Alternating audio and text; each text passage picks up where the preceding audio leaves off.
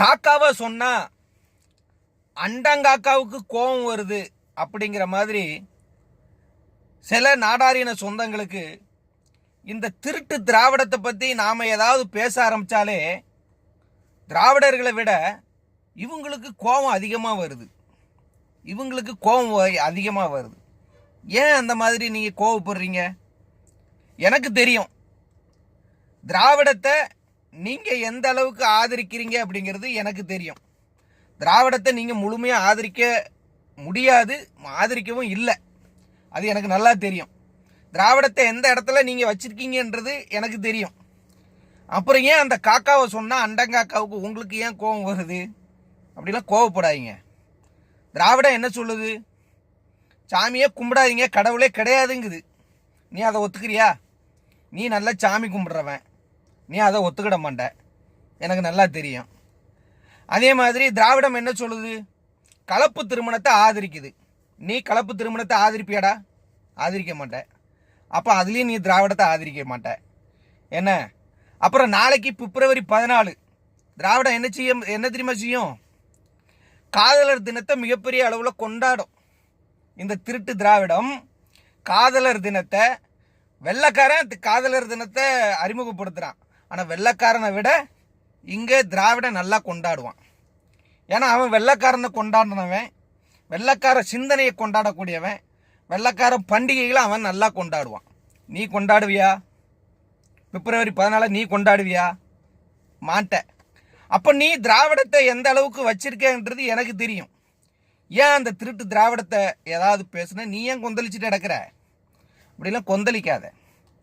நம்ம ஏன் இதை சொல்ல வரோன்னா, நீ திராவிடத்தை எதுக்காக ஆதரிக்கிற, எந்த அளவுக்கு ஆதரிக்கிறங்கிறது எனக்கு தெரியுது. ஆனால் உன் பிள்ளைகள், உன் பேர பிள்ளைகள் அதுக்கு தெரியலன்னு வை.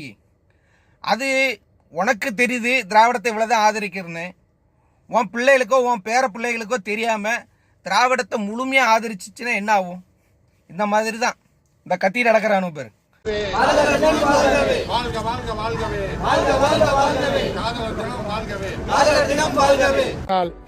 இந்த மாதிரி தான் இந்த கத்தியில் நடக்கிறானு பேர். வாழ்க வாழ்க வாழ்கவே, காதலர் தினம் வாழ்கவேன்னு தெருவில் கேவலமாக நின்று கோஷம் போடும். இது தேவையானவனுக்கு? ஏன் அவனுக்கு திராவிடனுக்கு ஒரு நோக்கம் இருக்கு. பிப்ரவரி 14 காதலர் தினத்தை இந்த அளவுக்கு தெருவில் இறங்கி போராடக்கூடிய நோக்கம் திராவிடனுக்கு வேற ஒரு நோக்கம் இருக்கு. இங்கே தமிழனை சீரழிக்கணும், நாம் வந்தேரின்னு தெரியக்கூடாது, தமிழனுக்கும் நமக்கு சம்பந்தம் கிடையாது, இங்கே நம்ம பொழப்பு நடத்துகிறோம், அப்படியே நம்மளுடைய அடையாளம் தெரிஞ்சிடக்கூடாது. அப்போ நம்ம என்ன செய்வது? தமிழ்நாட்டை சீரழிக்கணும், வருங்கால மாணவர்களை சீரழிக்கணும்னு இவனுக்கு ஒரு நோக்கம் இருக்குது. உனக்கு என்ன மயிறு இருக்குடா?